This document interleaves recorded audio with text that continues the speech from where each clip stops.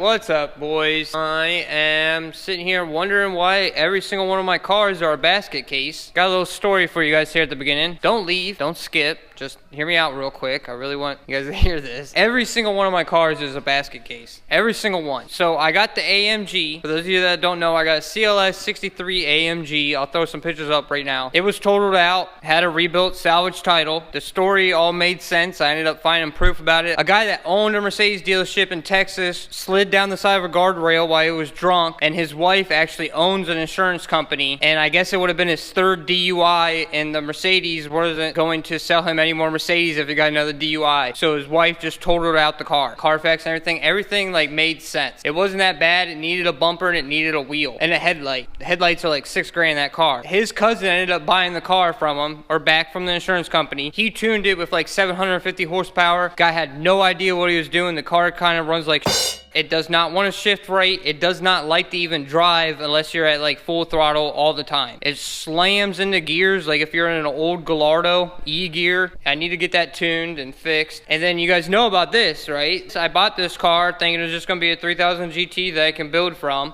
And everything on this car has been touched. The more and more I dug into it. The engine was completely rebuilt horribly. Random wires all ran around the place. Just everything has been touched on this car. The cruise control was deleted but then put back to stock. And this thing was like completely built at one time. It's just been a nightmare. The wires under the dash are all cut and spliced and then put back together. Oh, and then the FD, right? The FD was completely rebuilt at Defined Motorworks, Auto Motorworks. They build rotary engines. This one wasn't that bad. The guy spent a bunch of money having this engine completely rebuilt. He had it for like a couple weeks and it started breaking up and running like dog, and so he just sold it because he said he didn't want to put any more money into it. It just needed a coupler on the intercooler piping. It was running naturally aspirated. It wasn't getting any boost. Anytime it would boost, the coupler would just blow off the top of the turbo. Those of you that have been following me know that the Duramax has needed a head gasket for a long time. I haven't had the time to do it, so I sent it off and had someone do it down the street. They're really good. They're like known around here for doing diesel trucks and tuning them, and just it's a really good shop. And when I did the EGR delete probably 2 years ago, I made a video on it. I think like 200 people have seen that video. But I did the EGR delete on that LLY Duramax as an 05, and I kept saying, I feel like someone's been in here because like some of the bolts were loose, wires weren't ran how they would be from GM. I was like, I'm pretty sure this EGR has been deleted before. Well, he opened it up. The heads are completely done, valve job, everything. They put the wrong head gaskets in there. I just think it's hilarious that every single car that I own has like some story behind it. Craziness that the guy that's doing the truck called me and was like, hey, this thing's completely, like the heads are completely done and everything's really nice. It just has the completely wrong head gasket in there. I don't know why someone would do that. Even if you bought the wrong head gasket, you'd be able to tell that like the ports don't line up when you put the head gasket on. So it just blew one of those coolant jackets out and it was pressurizing the coolant system, which actually makes sense because it was super weird that like I wasn't leaking coolant and I wasn't mixing coolant in with oil. The only thing that was happening is that my coolant would get pressurized. Radiator hoses would get so big and so hard, they would just like fill up with boost.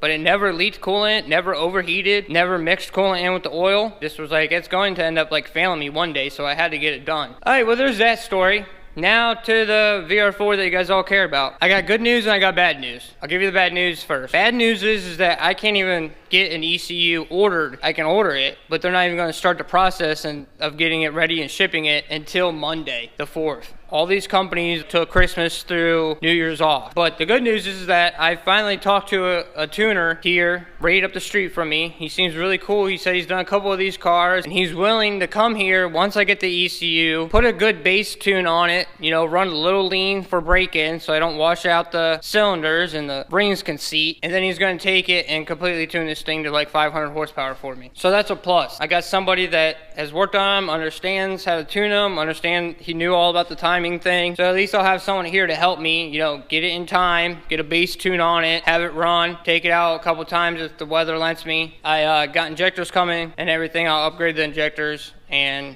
we'll shoot for like 450 wheel. And that's pretty much the plan. So if you want to stick around and watch me replace the lines on the power steering, those power steering lines need replaced. I should have just did it at the beginning, but I thought they looked good. So I'm going to replace those. I'm going to bleed the clutch and I'm going to bleed the brakes. And I got to get the interior buttoned up, so when he gets here, all we gotta do is plug the ECU in, put a bass tune on it, we can go drive it. So that's what I'm gonna do today. So to get to these power steering lines that I need to replace, and then get this out of my way, and I might actually take the brake reservoir off of the booster, just so I can get down in there easier, because that's just 2 bolts to get that off of there. There's no fluid in there yet, so I should be able to take that off and set it over here. And this just sucks that sprayed power steering fluid all over the place.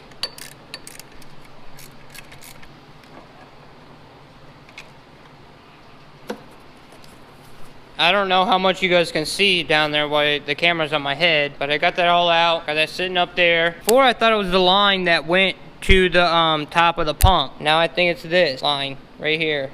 So that's not gonna be too fun to get off. I don't know if you guys can see, but if you follow that line, I don't think I'm gonna even be able to get to it in the wheel well. So I got these long, like 90-degree needle noses that I'm sure will get it, but I'm not gonna be able to walk you guys through that, I don't think. Dude, I don't even think it was this line. See, I felt that with my finger. That's not it. That's not even wet. I felt that little dip with my finger and I thought that was a cut. I don't know where it's leaking at. I'm gonna replace that line regardless, but I have no idea where it's leaking at anymore. I'm gonna take this all back apart. I might take this whole pump off and see if it's leaking out of that top piece that screws onto the top of the pump. There's supposed to be an O-ring in there, and I actually remember replacing the black O-ring that came on it with a green one, and maybe that green one's just too thick and it's not seating right. Took the whole like reservoir out. If you don't know how to do that, you got hoses on there obviously. Just disconnect those hoses and then it's just those 2 bolts right there. That sits on this bracket, and then you wanna loosen up that nut on this so you can adjust the belt to get the belt off. I'm just moving it out the way for right now. It needs wiped down because it's covered in transmission fluid. Now I'm pretty sure I gotta get this off to get to the pump. I don't remember all the bolts for the pump. I think there's just 2. Look at this, dude. This whole thing is covered down here in transmission fluid. This is disgusting. So upset with myself. I don't know where it's leaking at. Just went over all the lines. Nothing's leaking. I'm just gonna keep taking this apart. I'm not gonna be able to film and show you. You pretty much just need to find that back bolt's back there. You're not gonna be able to see it probably. I'll zoom in and edit. It's right there. Okay, I don't know how I'm this dumb. Hopefully I can show you guys. There's obviously something I didn't plug in. I got this loose. What's supposed to go there? Right there. Where my thumb's hitting. I think there was just a plastic cap in there, and I think something's supposed to screw in there. What am I doing? Where's my old one? I don't think my old one had anything there. Here's my old one. I just really had a big blonde moment. I don't even know what this is. On the new one, there's just a piece of plastic there that I just completely overlooked, and it blew off, and it was just spraying fluid out. But what is this, like a sensor that I never had on my car? I don't have a wire down there that plugs into that. Someone leave that down in the comments, because I don't have a wire that goes to this. I guess I'm gonna unscrew this and screw it on the new one.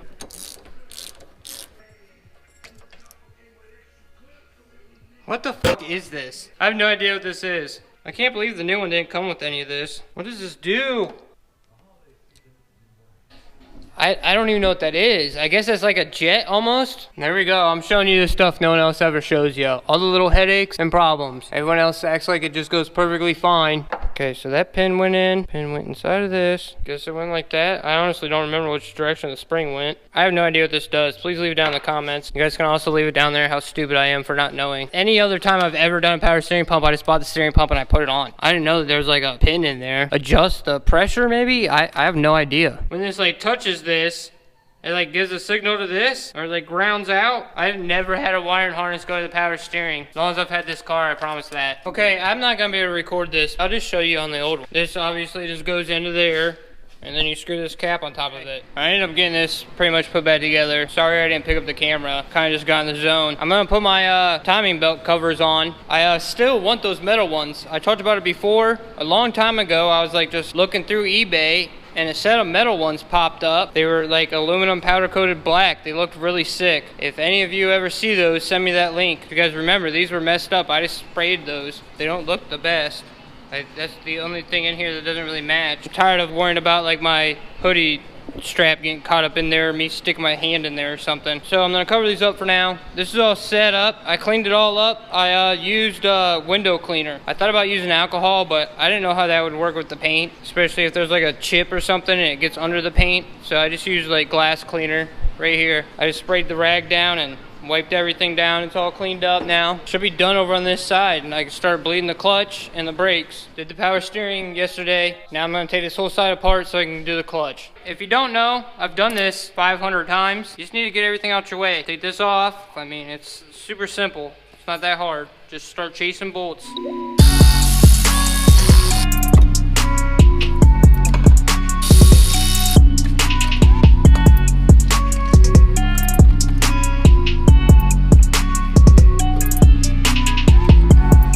Now that I got this all apart, I don't know how much I'm gonna be able to show you. Here is the clutch master cylinder. There's a bleeder right on top of it. See this bleeder right there? That's how you're gonna bleed it. It's pretty much just like brakes. I actually just realized I'm not gonna be able to do the brakes today because all I got is .3. And I want .4 in the brakes at least. I'm gonna do the clutch, but the brakes are gonna have to wait until I can get some .4 here.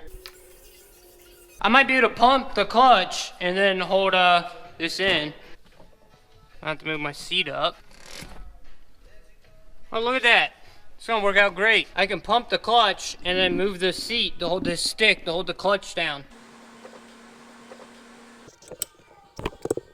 But that stick, pumping the clutch and then holding it down is working out great. Just like a brake bleeder right there. You pump your clutch, hold it, then crack that loose so it pushes all the air out. Then tighten it back up and then go pump your clutch again. You have to hold it or you'll just suck air back in. Pump it 3 or 4 times. And then put the seat there to hold that down. And then you never want to run out of this or you'll just add more air in the system. And then once you do that, come over here, crack the bleeder and you'll hear air come out. You pretty much want to do that until there's no more air in the system. Just fluid coming out.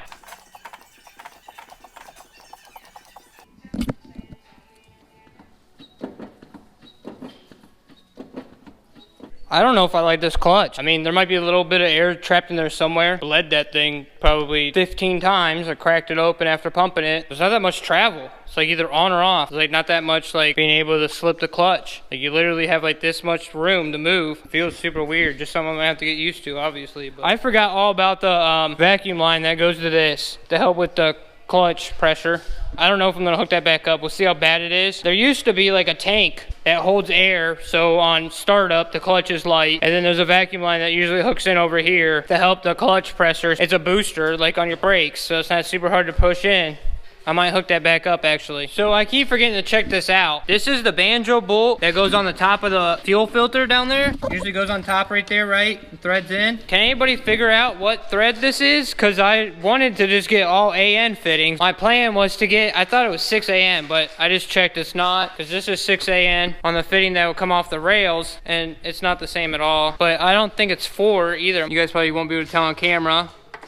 But this is definitely bigger than that. So I don't know if this is 4 or if this is some random pitch that AM won't fit. But I just wanted to get, one of these. You know, I just need to figure out what size I need to get for this, which will match this. So it can be like this to 6 AN. So the top will look like that. I don't know how good I'm doing at explaining this. I need these threads on a fitting like this that goes into a 6 AN, so I can just use all 6 AN lines for my fuel lines, and I can keep the rear metal lines instead of having to replace those. I was just thinking about that yesterday. Why would I replace good metal lines with AN? Those metal lines that go all the way to the back are fine. There's no rust or anything on them, so I'm gonna leave the stock lines in. I just want a fitting that comes off of that, and then I can screw a 6 AN line onto that to the fuel rail. That's the plan. So one of you smart guys or somebody that can figure out how to even look this up, please leave it down in the comments. All right, guys, I think that's the end of this video. I know it's been lame. I'm not gonna put .3 brake fluid in. I'm gonna go get some 4 and bleed the brakes, and there's really nothing I can do until I get that ECU and I order the fuel lines. I think I'm just gonna go ahead and order 4 AN. They're like $4 for that fitting. I'm gonna order it and see if it fits. If it doesn't, I'll have a 4 AN laying around because I want to keep that filter. Clutch is bled. The power steering's fixed, I think, till it starts up and sprays all over the place again. I think all I need is an ECU and this thing's ready to go back together and go for a drive. Kind of just sitting here twiddling my fingers. If you guys have anything that I should do that I'm overlooking or forgot about, leave it down in the comments. Just trying to stay busy, trying to stay doing something. See you in the next one, boys.